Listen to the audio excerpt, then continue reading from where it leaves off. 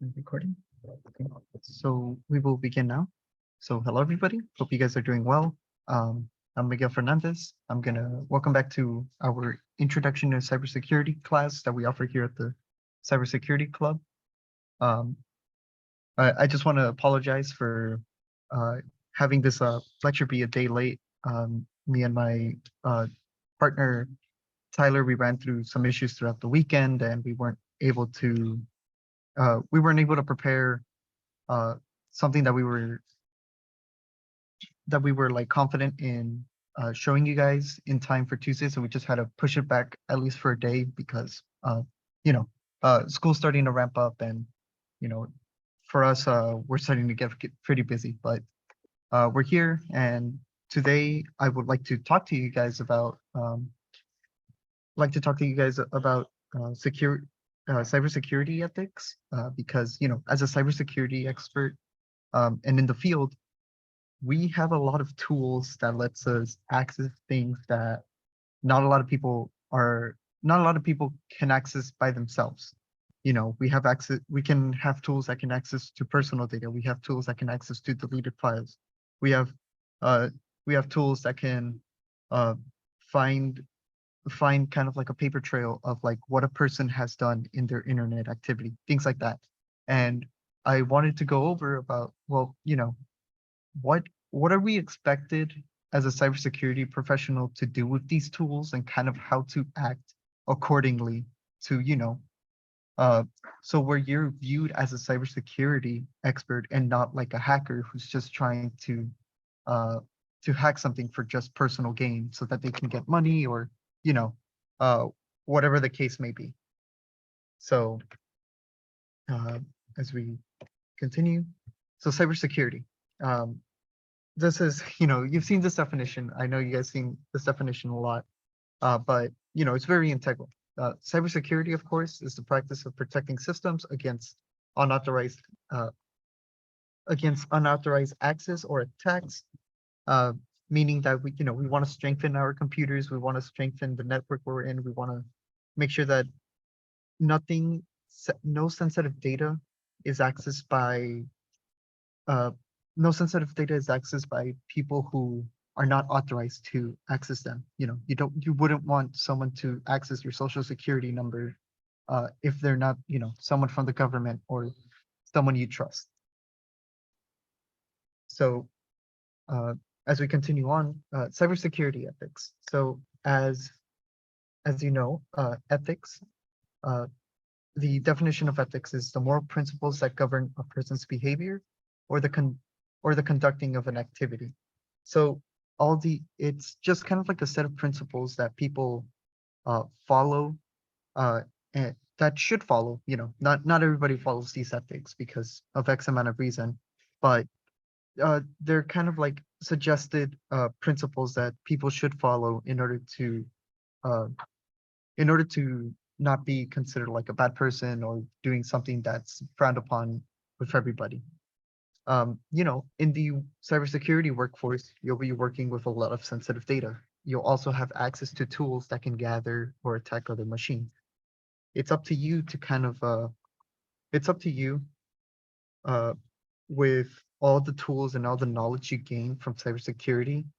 Um, it's up to you whether or not you want to use it for uh, the intended method, which is trying to strengthen your computers, trying to strengthen companies' computers, um, or if you want to use it for more, if you want to use it more maliciously. There's all these ethics that in cybersecurity that we all kind of have to like juggle with. Do you want to use this virus that will for sure infiltrate a network of a company, but if you infiltrated that network, um, that means that you can then go to the company and be like, hey, there's this vulnerability, but you weren't contracted by the company to find that vulnerability. So if you go up to them, they're going to be like, why were you trying to hack our company? And that's where the ethics play goes into question, because even though you did it in good intentions, you still author uh you still found an opt- you still attacked the company unauthorized, and ramifications might follow, or you might be your reputation might be tarnished because you're not being ethical with your hacking. So there are multiple issues, ethical issues in cybersecurity. Things like the harm to privacy. So how do we want to manage privacy? Do we want to give someone uh, full privacy? Let people have no way of like tracking people. They do something, but even though we give them a lot of privacy, we won't be able to track of what they're doing. Or do we want to you know have a much more surveillance have more surveillance in with have more surveillance with users to see like what exactly they're doing? Are they uh are they accessing unauthorized information, or what are they doing? It's kind of like an that's an ethical issue in cybersecurity, which is the harms to privacy. There's also the harms to property. You know, a lot of attacks, they leave machines broken, or you know uh after an attack, people have to go back and fix a property. If you're like a penetration tester and you deploy a virus to check and see if uh if a network will be penetrated, or if they're not going to be penetrated, what are the ramifications? Is your malware, if it does penetrate through, how badly is it going to affect all the computers and all the machines inside that network? Cybersecurity resource allocation is another one where you know we want to allocate different resources of cybersecurity in every department, because cybersecurity is an integral part in this digital age. But how much money do we really want to use to strengthen cybersecurity? Because um, the unfortunate part is that the world runs on money, and people have to be conscious of like how much money they need to use before they're spending way too much. So an ethical issue in cybersecurity is like how many trained specialists do we have? How much software do we buy to secure the company? Transparency and disclosure. How transparent and how much do you want to disclose? Do you want to disclose that do you want to disclose to the public that, oh, there's this backdoor you can access, um from this company, but hey, we're getting it fixed, don't worry about it? Or do you want to like keep things more secured and only be transparent to, like, say, the company and not the public? So the public uh doesn't know what's happening, but at least with the company, they know what's happening, and they'll have a way to fix it. So, you know, do you want to leave people kind of like blissfully ignorant of what's happening with the company's security and how they're managing their data? Or do you want to be transparent and disclose those things? And then lastly, it's like cybersecurity roles, duties, and interests. A lot in cybersecurity, you're dealing with a lot of sensitive data. You're dealing with projects that if somebody with a malicious intent gets access to that information, or you know, here's what project you're doing or what role you currently are, um, you'll either become a bigger target, or your project is going to become a target uh, of malicious people. So, that's why a lot of roles in cybersecurity that are much more like government focused or more privately owned, a lot of places make you sign NDAs so that, you promise to not disclose any information of the projects that are going on within within your work as a cybersecurity analyst, penetration tester, whatever role you are. Um, whatever you role you are uh, in that company, so that you don't go out and like say something that might uh, compromise the company, as well as like different roles in cybersecurity. You're not always the defender. Sometimes you might be the attacker in a cybersecurity job. So it's up to you. Like how how uh, how much do you want to damage? How much do you want to like penetrate a network in a company versus like how much damage do you want to mitigate? It's kind of like that back and forth as a cybersecurity professional working working in a cybersecurity field where it's like, oh, we might be doing we might be doing this that might protect our the company, but if something goes bad or if the malware goes rogue, like the Morse worm back in the 80s that almost destroyed the internet, from if you all remember from last week's coverage, things like that. It's like you might create something in order to benefit the company, but there is the chance of like, things could go wrong and things could get damaged. And you kind of have to put ethics into place, like how far am I willing to go to do what's right? Am I willing to go against the things I believe in to make the world, the digital space, a much more secure space. Um, these are some of the examples of ethical issues that are in cybersecurity. There's a lot more, but I believe that these are kind of like the most important ones and the ones that you definitely will see in the workforce when you get hired as uh, whatever cybersecurity role you get put in, yeah, you apply to. So there's three different types of cybersecurity individuals in this space. There's what you call black hat hackers, there's gray hat hackers, and then there's white hat hackers. So the reason why we have this uh, the reason why we have these types in the cybersecurity world is because as ethics comes into play, people might disregard ethics. People might disregard what's good for the public and do stuff on the personal gain. So people who are that tend to go more for the dark side, tend to do more cybercrime, tend to um, you know, develop software that will affect others for their personal gain. Then you have people who are like, you know, I don't want to hurt the public, but hey, I got to get paid somehow. So I'm going to I'm going to basically create software or create a virus and try attacking a company, and I'll inform the company of what happened and tell them that I can fix it, but hey, you got to give me some money so I can fix that problem you're having.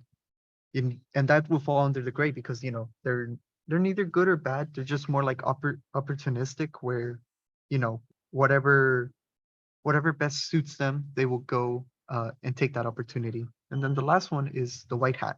The white hat are people who generally want to help the company, want to help the public, want to help small businesses uh, to be defended from cybercrime. They're the ones who are going to create the antiviruses, the anti-malware. They're the ones that work with like the intrusion detection systems, and they'll they'll make sure that like, hey, what we're doing here is for the betterment of the company and as well for the public, so that nobody has to go through the trouble of having to change all their information because of a data breach, uh, or losing something because of a data breach as well.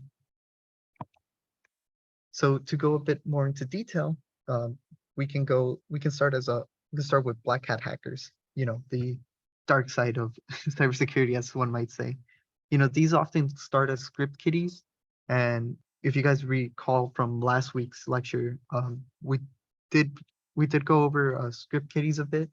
They're basically uh, they're basically anybody who's trying to get into cybersecurity but doesn't want to really put in the effort of like uh, developing their software, reading about like what happens in cybersecurity, how things are secured. Instead, what they want to do, they want to go to Payspin or their local, or wherever a virus is stored.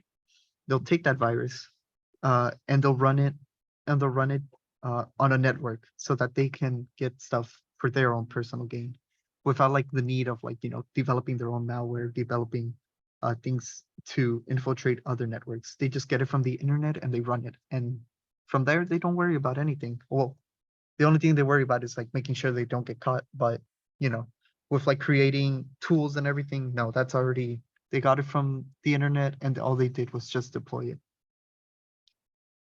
Black hat hackers will exploit security lapses for personal gain. So, uh, they'll just uh, they'll just attack any company they want, any company, any user, uh, anybody that's in the internet that's connected. They'll exploit any security flaws, any security vulnerabilities that exist with that certain user, and they'll just exploit it. And they'll just exploit it and for their own personal gain. They might exploit someone with their credit card information or their social security information in order to do identity fraud and buy a lot of things that they want, um, and then leave the other person suffering because their social security is compromised and their credit card's compromised. um, so it's generally a very I guess you can say a very selfish thing to do. All they're doing is just they're hacking so that uh, they can get they can gain something from it. They develop attacks such as phishing, remote access tools, etc. They create all the different malware that's available because all they want to do is just exploit the systems that we have so that they can then get things that uh, might give might that they might gain later on, like money or information or data, depending on what their goal is. It's very common for a black hat to work alone rather than in a criminal organization. You'll generally see them in forums, posting like, "Oh, I did this. Oh, I did that." Um, you generally do not expect a black hat hacker to work as a group. They're generally alone because they know what they're doing. Um, they want to reap all the benefits basically after their exploitation works, and then as well they don't want to be kind of part of an organization because if that organization gets caught, they're one of the prime suspects because they had affiliation with them. So you'll just mainly see them work alone. You might have your hacker groups, but a lot of the hackers uh that like have a lot of the hackers that have done like major data breaches are just one singular person. Like the recent hack that happened with Rockstar, it was just one person who hacked and basically released all the test builds for the new Grand Theft Auto game. You know, it isn't. It generally isn't a group of people that are working together. It's usually just one person working for themselves. All right. So the next category is great hat hackers. It's the in between of basically black and white hats. They often look for vulnerabilities in a system without the owner's permission or knowledge. They usually charge a fee to fix the vulnerability. So, gray hat hackers believe that, like, the internet is a very poor place to. The internet was basically a mistake. Nobody should be on the internet because it's very unsecure. There's a lot of things that can go wrong, but everybody's using the internet, so why not help them secure their information so that why not help them secure their information? But in order for them to secure their information, let me gain a bit from it because I found the vulnerability, so I should be compensated uh, for the vulnerability that I found. So great hat hackers are they usually fall into those into those two categories where they either want to cause chaos to show the world, hey, the internet isn't as secure as you think it is. You know, we should stop using the internet because this vulnerability uh can cause this major data breach in this company. And then there's other gray hat hackers that are like, okay, we found this vulnerability. Yes, it's bad, but I can fix it, but for a price. Kind of like how bounty hunters are. Um, they're not law enforcement. We're trying to make sure that uh the peace is kept in the community. Uh, and trying to catch the bad guys.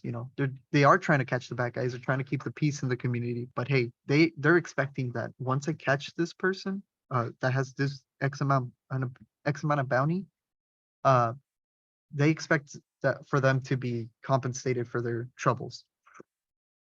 Um, so great hat hackers violate ethical standards or laws, but do not have malicious intent. Uh, all they're really they don't want to they don't want to cause a major data breach. They don't want to ruin someone's life over their attacks. But they just want to be compensated for what they're doing, or uh, they want to send a message of what's happening, either whether it be political or whether it be uh, just a message in general to raise awareness for a certain thing.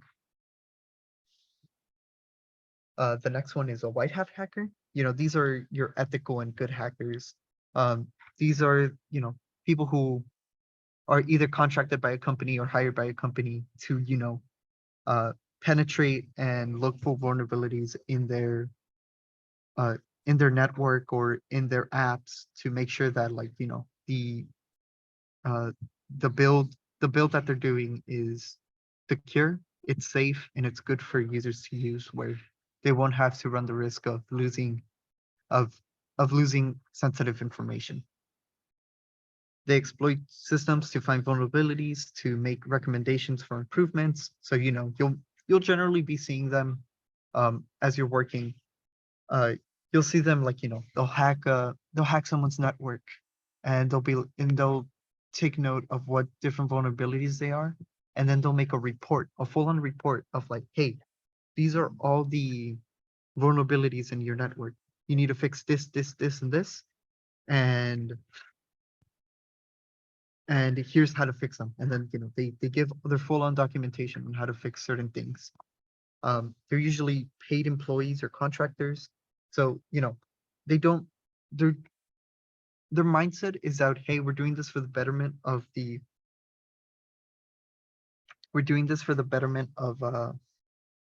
world, so that we can make a more secure place. So they're generally sought after by, like, companies, because they know that they're doing it with good intentions, and they're pretty competent of defending a system. So you know, employees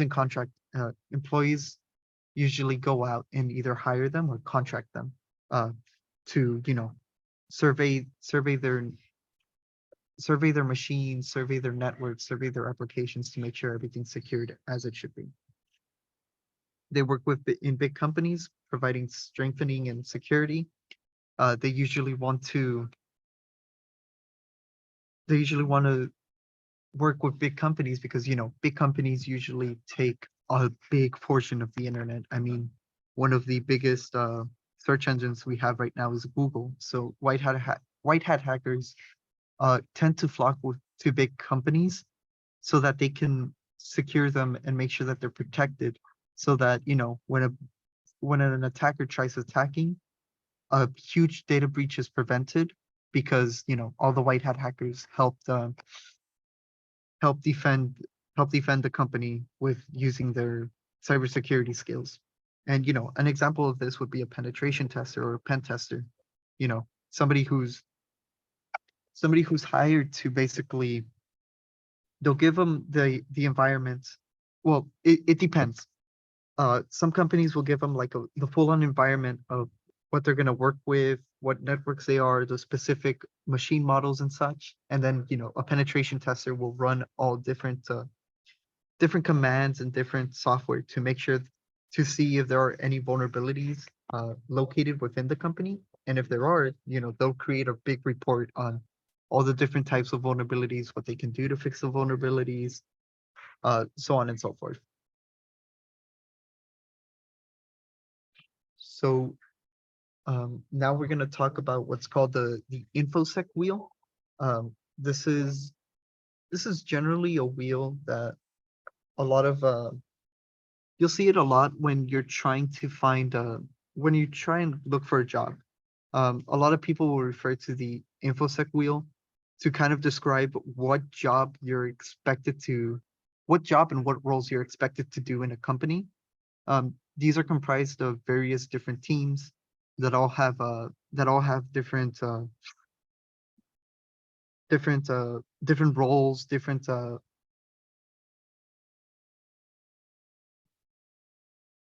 different roles and fulfillments that they need to fulfill. So we're going to talk about the three main ones, which is the blue team, the red team, and the yellow team, as well as the white team. So starting off with the blue team, all they do is they analyze the current security posture of your organization, and they address flaws and vulnerabilities. So they're kind of the defenders of your company. They want to make sure that if there's a vulnerability, they address those flaws and vulnerabilities, and they make sure that that part is secure, and nobody can access or use that vulnerability.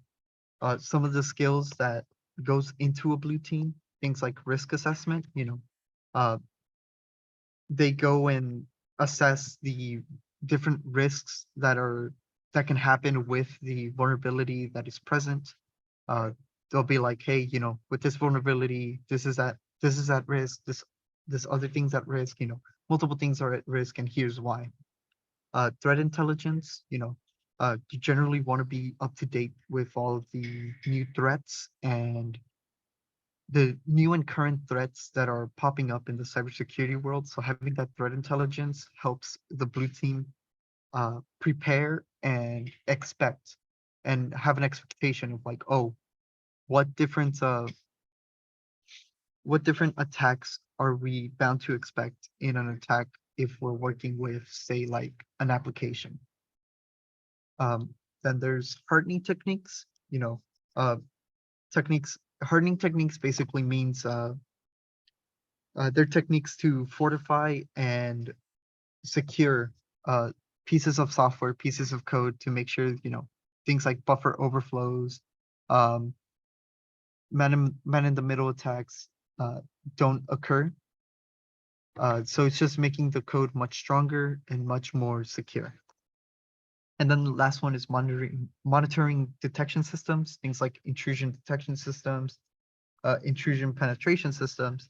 The blue team is always in check with those, checking the logs of anything that's going on in the company and making sure that everything is good, nothing has been detected, or if it is detected, they assess the detection that they found correctly. And there's different types of jobs uh, that are considered blue team jobs. Cybersecurity analysis, you analyze a network, or analyze a company, and from there you give a report of what you analyze, all the different vulnerabilities, and all the different improvements that they should work on. Information security specialists, people working that's more of like an IT job, going into the hardware and making sure that all the hardware is secure. Then you have a security engineer and security architect. Those These guys kind of work in tandem with each other. The security architect basically builds the security, and the security architect will basically build the blueprint of what the security should look like in a company, and the security engineer will fulfill that blueprint that the security architect builds. The next team is the red team. They're basically tasked to think like an attacker. They're basically the attacker of a game. They're trying to penetrate a company, and from there, give their reasoning how they penetrated and what they can do to fix that penetration. So some skills is software development. You're going to be creating different types of code, different types of malicious software to try and penetrate a company. Penetration testing, running certain penetration tools to check and see if there are any vulnerabilities that pop up. Social engineering, it's not always, some guy at their own home trying to remotely access the company. It could be people on the inside, someone you probably never seen in office before asking for like, hey, I lost my key card. I work here. You think you can help me? You know, people tr- who are charismatic and convincing they use convincing techniques to like be to make you think like, oh, he's just an honest guy. He forgot his key card. It's fine. We can let him in. I can let him in because, everybody's once in their everybody sometimes loses their key card. It's fine. And you let him in, and now the guy's in, and now he can do whatever he wants. And you won't know that you let in somebody malicious until the malicious act is already done. And all you have to do is deal with the damages that the guy did. The last one is reverse engineering. So it's in the name. So you try to reverse uh, a piece of code. You try to reverse an application. Try to reverse a website to see how it functionally works, and seeing like the process of like, oh, how do they store their information to database, or oh, what kind of hashing do they use protect their protect their passwords, things like that. You kind of start at the top, so the finished product, and you try breaking it down to how it's done, how it was coded like step by step. That's the basis of reverse engineering. And there's multiple kinds of jobs with the red team. At being a red team, having a red team job, things like vulnerability accessor, security auditor, ethical hacker, and penetration tester. All these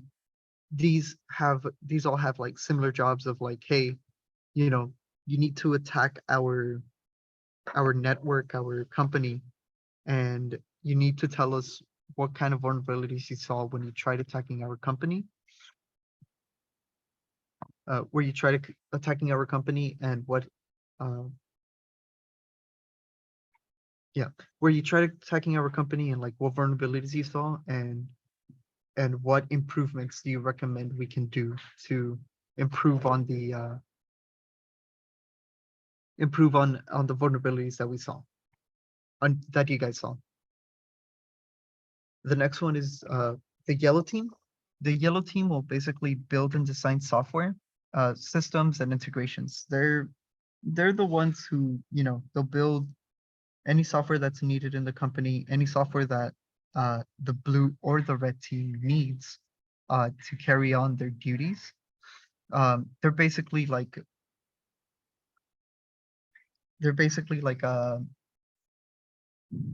let me think of an analogy.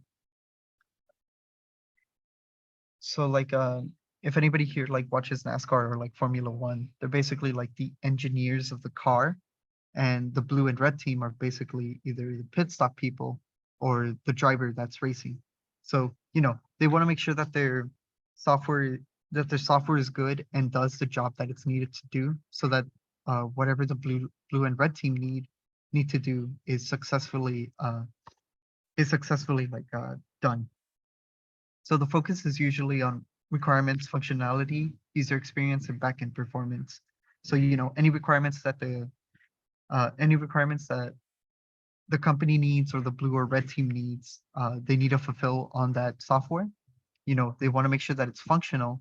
They want to make sure that the user experience is not, a pain to go through.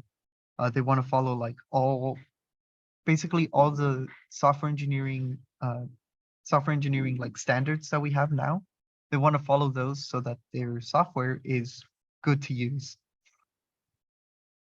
The blue and red team heavily collaborates with them. So, the blue and red team will be like, hey, can you build this software where it does X? It does X and it will penetrate X. And, they would then, with that information, they would then create the software and then give it back to them so that the blue or red team can carry out the attack or defense they need to do. And usually they are the ones who, after an attack, after a red team attack or after a real life attack happens, they will usually fix up any damages uh, caused by it, because they're the ones they're the ones who built the software. They know what it does, so they'll have a much easier time fixing uh, fixing up any damages caused by the attack. And as well, if the software goes bad or needs to be updated, the yellow team is there to fix it up and make sure that it's stronger. Different types of jobs that the yellow team, uh, different jobs that are considered yellow team are things like application developers, software engineers, and system architects. Um, as you can saw, like all these are basically, uh, they fall mainly on computer science computer science jobs. But if you have a good software developer and you ask them to create a cybersecurity focused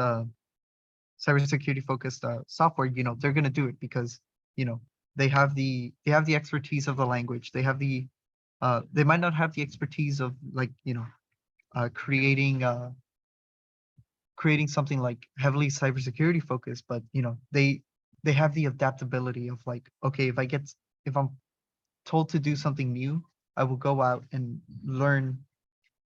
I will go out and learn uh, the fundamentals and the basics of what I need to do so that I can do a good job. Lastly is the white team. They basically act like referees when blue and red teams go against each other.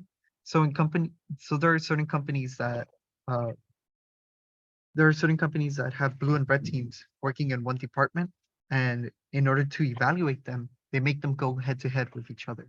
So the red team will they will be put into a scenario where it's like, oh, the red team needs to infiltrate these points of data, and if they infiltrate it, they win. And the blue team may not know the red team's goal and ambition, but they will do everything in their power to make sure that everything's secured, nothing is uh nothing is penetrated, and everything is well defended. Uh, and the white team basically will create all those rules, all those regulations that they need to do, all the scenarios.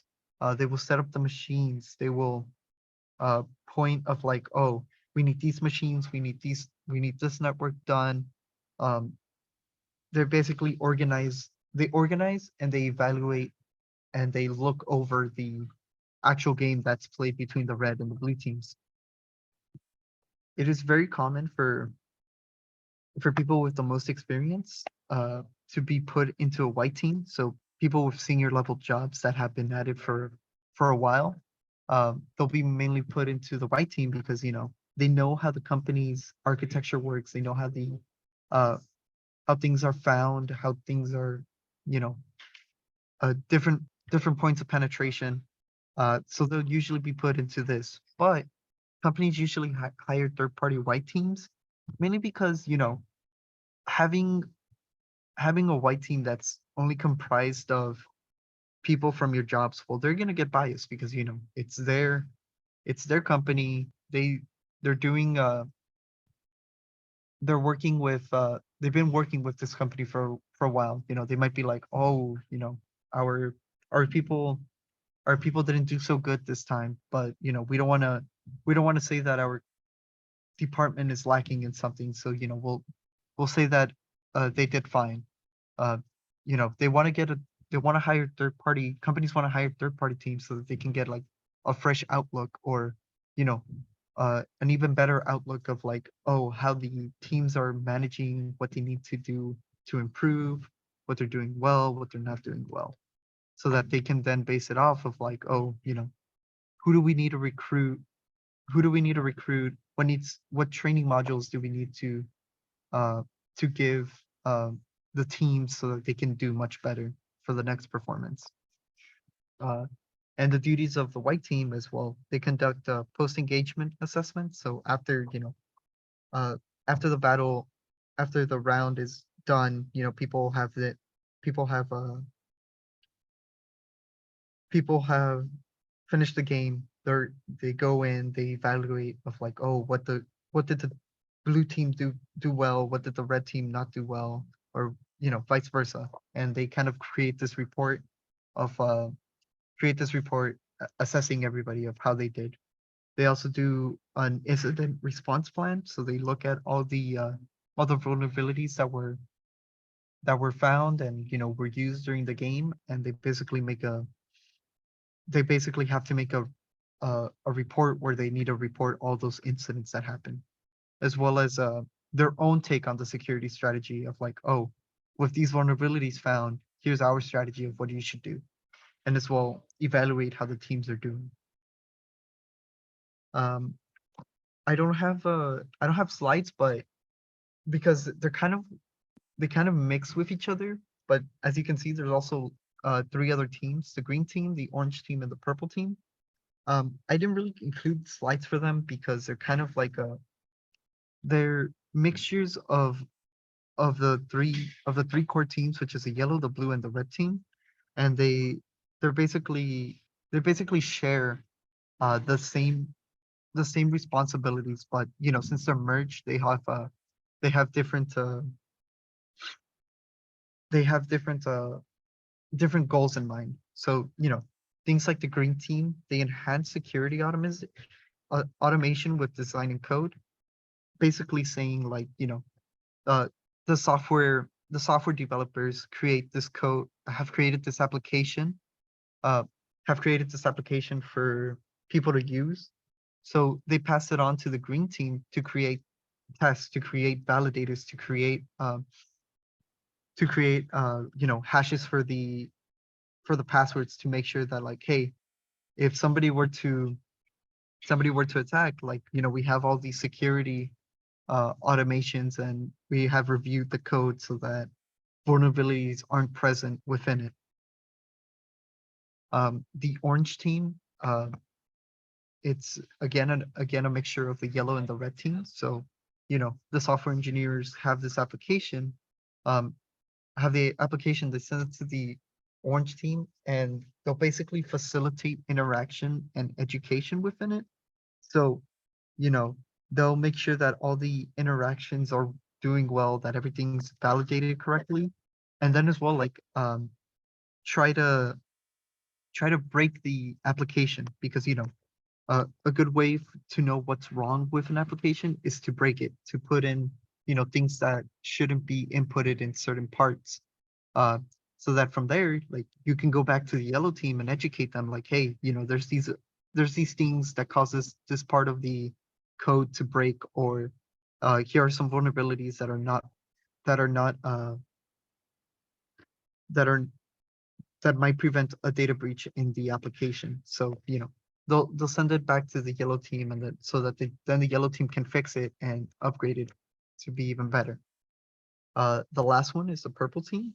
Uh, they integrate defensive tactics with offensive results.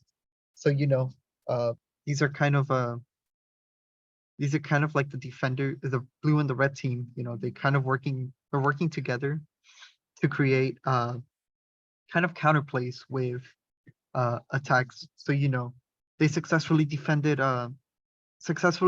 against the attack, but now we need to trace the attack. Who did it? What network were they on? Were they local? Were they not local? You know, they will basically start creating tracing efforts to try and find the person who attacked and see like uh, and trying to basically launch a sort of counterattack so that they can capture the perpetrator who tried breaking into their company.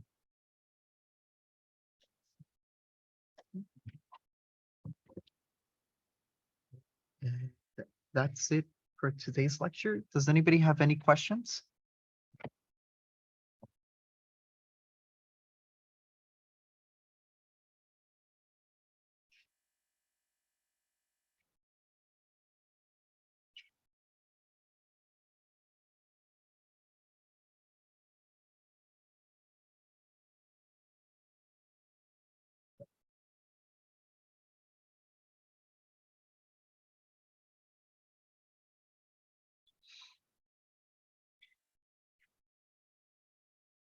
Yeah, you can type your questions in the chat. I'll give you guys like some time if you are typing things on chat.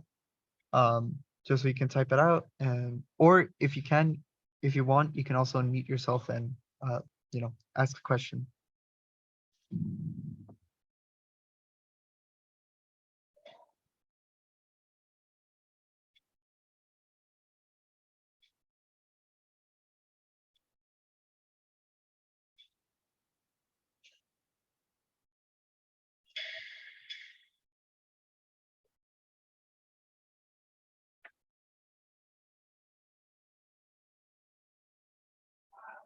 Yes. So I was gonna ask this. Yeah, we will have assignments in the future. Not right now, mainly because of we're going over like the very high level parts of cybersecurity. We're not really going into like the nitty gritty. We're not going over like we're not going over vulnerabilities, malware, how to secure things, just yet. Just because we do want to get this initial foundations and background information of cybersecurity, uh, first for you guys to kind of like see what it's about, what's expected in the cybersecurity world, you know, what ethics you should follow, uh, things like that. Uh, but yes, as we progress throughout the semester, we'll be going into more in detail, more into like the specifics of what goes inside cybersecurity, and we will have assignments that are, they're not mandatory for you guys to do, but they will help a lot in trying to learn the topics that we go over for those weeks. Yeah, and to add to that, we will, I believe, like next week or two, we'll be doing we'll be going over cryptography. So we may start having assignments starting next week. If not, then the following week definitely. But to answer your question, just straightforward, yes, we do look forward to having assignments.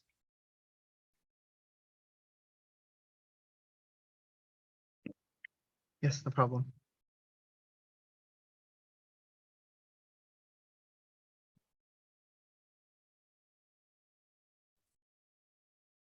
All right. Well, if there aren't any more questions, this is a great lecture, and I guess it'd be a good time to stop or end it now. Yeah.